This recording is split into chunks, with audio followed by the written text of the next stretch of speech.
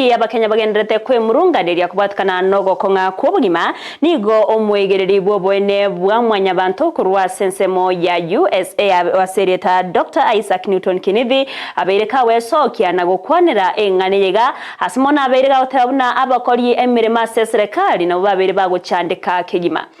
Kwana boigo nengana ya Nyarakoba gegosirwa nere omuteneneri bwa ensemo y'abasaigura se county ya Kisii makombae Nyarakoba gakoboria abarayane kura se county ya Kisii Nyarakoba kwenekya Nyarakoba bagosegetana gosirembero berio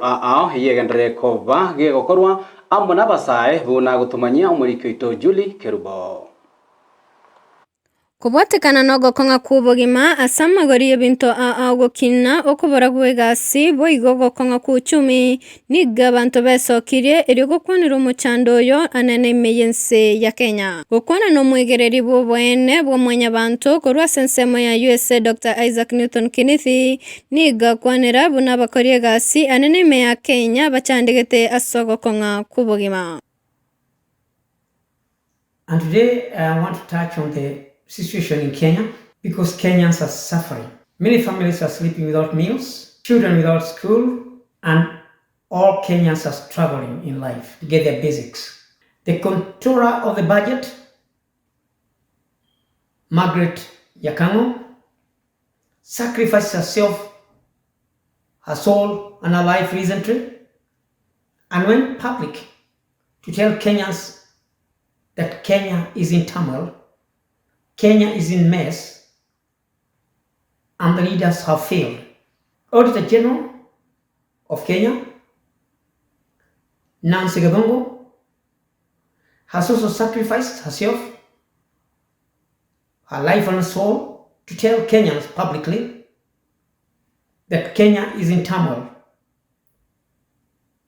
and the economy of Kenya is no good and the leaders have failed. Also, the economic advisor of the Kenya government, David D, has risen up, sacrificed himself, his life and his soul, to tell Kenyans publicly that Kenya is in turmoil economically. Nigo Dr. Isaac asababa Kenya kwimuka chitariki sano na ibere umutinyo gatano na kabiro mwaka uyu irio kanyoro bwene bwabo korwa ase serikali boigogo kano bokurumi ogotagorero gwechinyomba no kuro kwa marimo ne serikali. If those three officers can rise up and say publicly what is happening, Kenyans should rise up on July 7, 2024 to demand for honesty, accountability, and transparency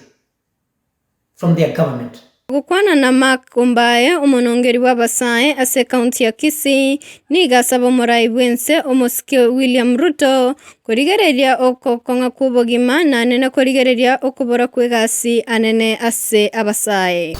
enko saba umuraisi president oito William Samuel Ruto koranche economy ya salikire economy ya bere nkomu mono nabonte keto kurigereria igorie school fees kati aba nona abaibuli abange basinyu gwakane school fees because economy yakonyire boigo nigo basaba abarai bali barase serikali kubakonya asogo kwanera amakongu y'Abakenya ense yabeire bubi uchumi yabeire nkong abarai baito bachorire tafatari etugosaba na imwe turwanerere tubatomete motorwanerere mutokonye suta tuchumira nense ensere ngana nensebe buya obugima bororobe nari bintu birabenga biranire nsama gori abantu banyare kugora nyane ndagira abantu banyare gwakana nyane chilent abantu banyare gwakana abane school fees eri nari obugima borabera isi asenseto ya Kenya ingoripoteri getaseni kya Ndizi TV amaretana Julie Kerubo.